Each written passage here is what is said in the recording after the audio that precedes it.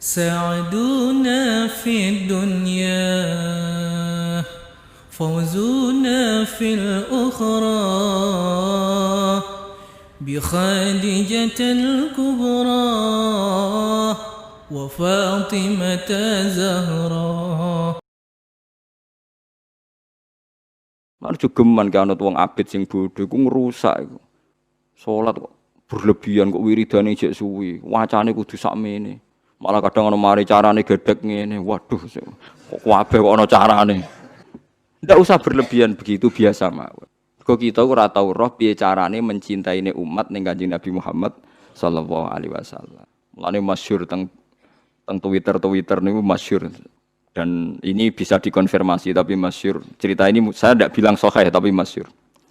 Sayyid Muhammad itu pernah mukasafah di makam Rasulullah. Ketika ada satu kelompok saf awal, Sayyid Muhammad tanya, "Man hum ya Rasulullah?" "Qal hum ashabi."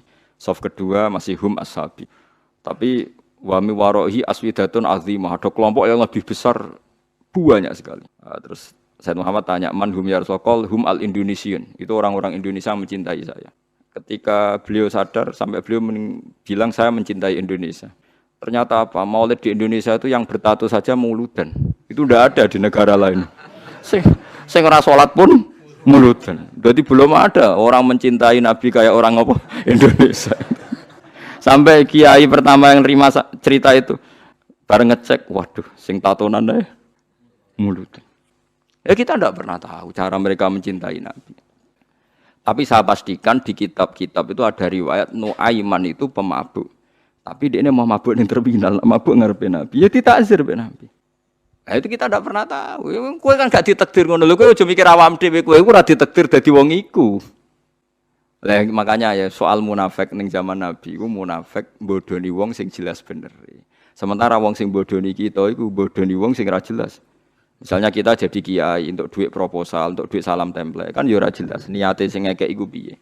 Lah terus kowe dibodoni wong. Ya anggap ae khusukmu ya kadang bodoni wong, solem ya sing. Mulane Ki Hamid Pasuruan tau nangis ngendikan ngeten. Sowan teng Mbah Khalil niku pengasuh Pondok Sidogiri. Itu walhasil Mbah Hamid tuh sowan Mbah Khalil, kula niku soleh-soleh kula piyambak kok ujug-ujug dadi pangeran. Jadi kamane kan Mbah Hamid itu orangnya soleh, khusyuk. Beliau soleh, alim, istiqomah jamaah, istiqomah sholat qobliyah ba'diyah. Tapi setelah terkenal khusyuk karena ya orang sowan, terus ngasih uang, ngasih macam-macam. Beliau sebagai orang ulama betul, ulama benar itu kan kecewa. Kecewanya kok khusyukku jadi duit. Karena Mbah Hamid raruhin, cara kita orang nggak benar kan, wah ini bagus lah kan gitu. Tapi beliau itu nangis. Nangis sowan Mbah Khalil. Mbah Khalil itu masih mbah-mbahnya istri saya kan. Mbah Hamid itu ya mbah saya karena misanane mbah saya. Ndak saya cerita ini supaya sampean tahu bahwa saya pantas dapat cerita ini. Karena Ki Hamid itu misanannya mbah saya, kan orang Lasem. Dalah sing disewani itu mbah-mbahnya istri saya, Mbah Khalil. Jawabe ya iku urusanmu jan. Jawabe Mbah Khalil iku urusanmu. Makanya ndak ada ulama kecuali duwe sikap sinis sama umat supaya njagani ndak semua kesolehan iku gak dadi duwe. Makanya kayak seperti saya, roh Mbah Dimyati Pandeglang itu tidak kaget, tidak mau nemuin tamu. Beliau hanya sholat jamaah ketemu tamu mau liwat tok. Banyak ulama yang sinis itu jangan kira sinis malah buat dalili falyukrim dhaifahu, ilmumu saya amatir. Karena beliau tahu kalau saya terlalu ramah, terlalu terbuka, jangan-jangan semua khusyuk saya dikonversi jadi uang, jadi kehormatan. Padahal saya khusyuk tidak untuk ini. Makanya ada ulama model Mbah Dim yang tertutup. Wah, malah nak teng Bangilan jenenge Misbah nak ana tamu jek ning lawang takok. Ana apa kok rene? Nyuwun barokah jenengan. Wis tak barokahi nak gak ganggu aku. Mulai. Jajal. Iya, jajal. Tapi ada ulama juga yang hormat sama tamu. Kata guru kula Mbah Mun hormat tamu, Ki Arwani hormat tamu. Karena perintah Nabi fal yukrim dhaifahu. Tapi yang ndak hormat tamu ya banyak. Ya sampean tinggal ngikuti mana. Nah, nek koyo kowe ora perlu anut, niatan uta ora ana tamune lah. Oh malah penak koyo sampean penak. Niatan uta ora ana napa? Ora ana tamu. Jadi ulama itu banyak. Anda boleh milih, kefiahnya boleh milih. Tapi sing jelas khusyuk nak ditenani tetap dadi dhuwit. Wong terkenal alim sing sowan akeh, terkenal wali sing sowan akeh iku nak nganti mbok nikmati iku dadi donya. Saleh dadi napa? Lan ada kula kan khusyuk. Kula nu misoi ruhin mbek ndongakno. Cara pangeran apik misoi. Perkara nak misoi terus ruhin rapati seneng. Tapi tak misoi terus ya seneng aku wah Gus. Wah cah jablek tenan. Oh cah kok eleke kok. Wong zaman kula kos teng kota gedhe angger sore baturi kula tak usir. Ben mulai sakit bojo. Mun mboten arep-arep kula kesel.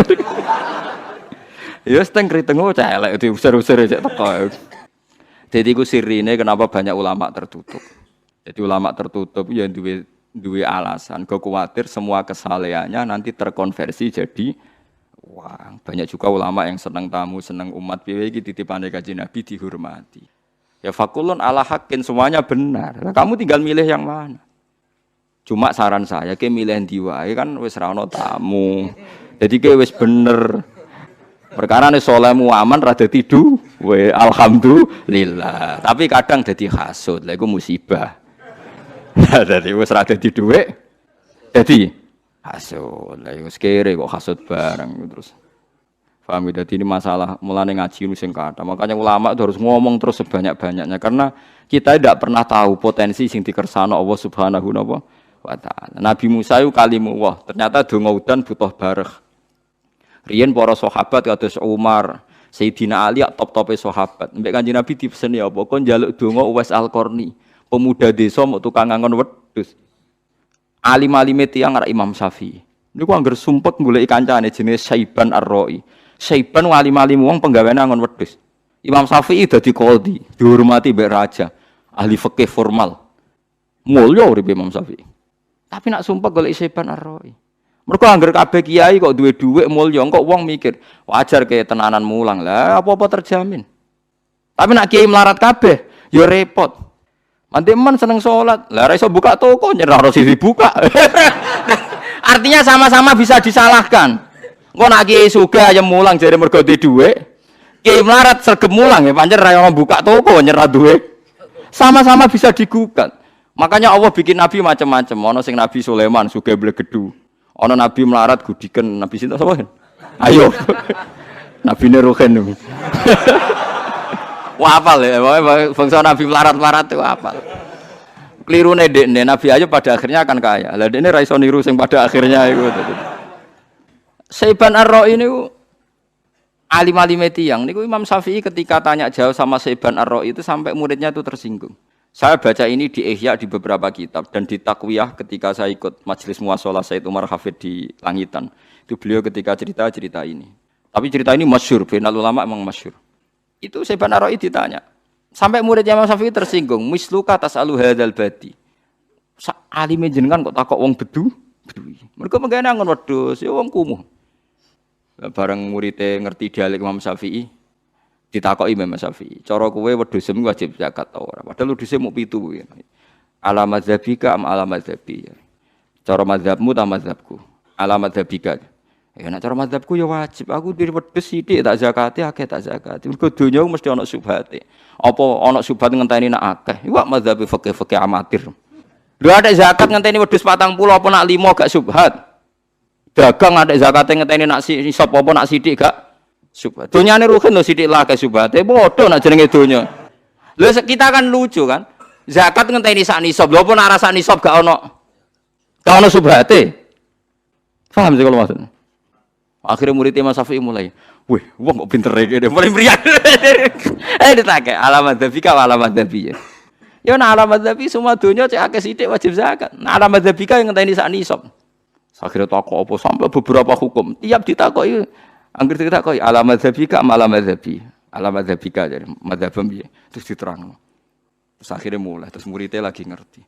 Masyaallah, cerita. Jebul Imam Syafi'i di kanca walim tukang ngangon apa? Wedhus. Ya karena kita tidak pernah tahu.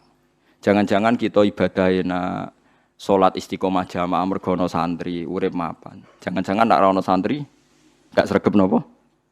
Kita tidak pernah tahu. Jangan-jangan cintanya kita pada kados kula mulang ngeten iki.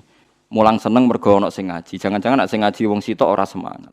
Lah niku kula duwe murid-murid sitok itu. Tapi tak ulang semangat ngeten. Biling-ilingan aku kula mulang ora krana sing ngaji akeh. Ya pancen kepen mulang.